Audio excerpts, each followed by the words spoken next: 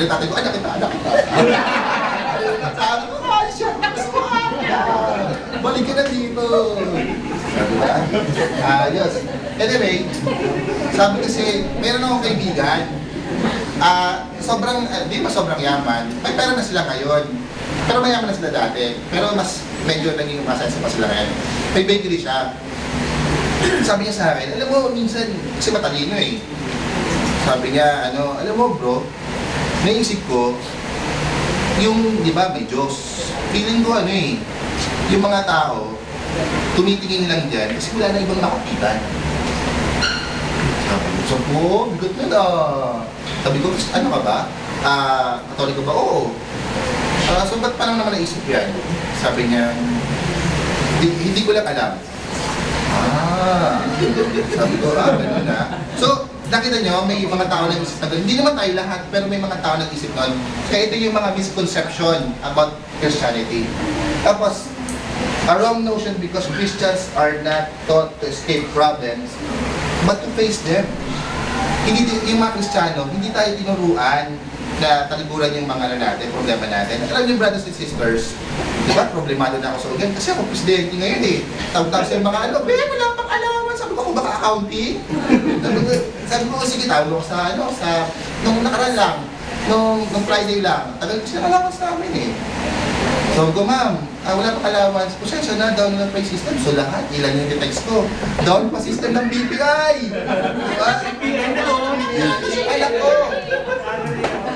Ano yung BPI? Siyo. Ay, kita, yung accounting ang sabi na na. Siyo. Ay, sorry. Yung system ng BPI, sabi ko, dapat October 1 pumasok yan eh. October 3 na. Hanggang ngayon down pa din. Sabi niya, mas bilang umamin. Ang dami kasing nag-resign eh. So ilan na kami gumamata? Ilan pala? Sabi mo kasing totoo.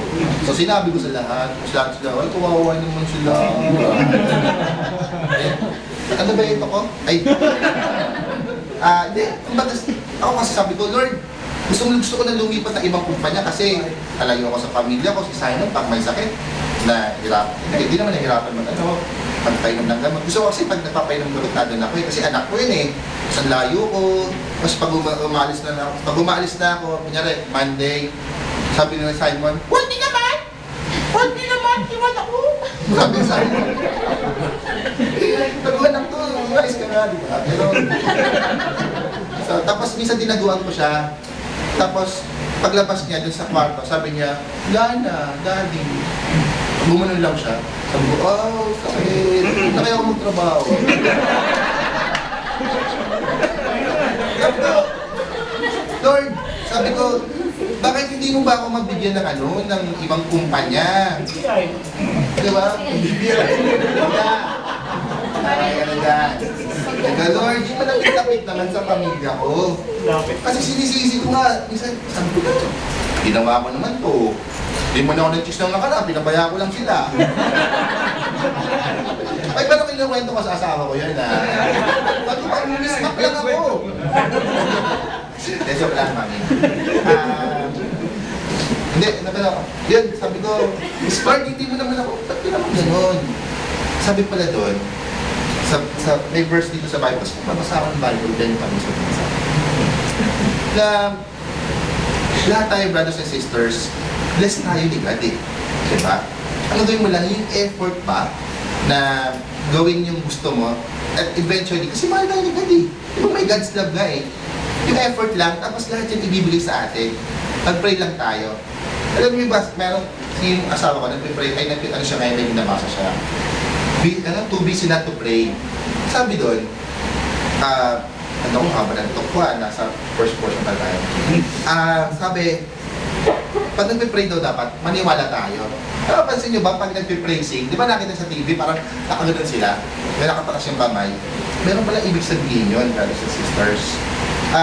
One time, long ago, si Moses yung mami, kasama niya si Joseph.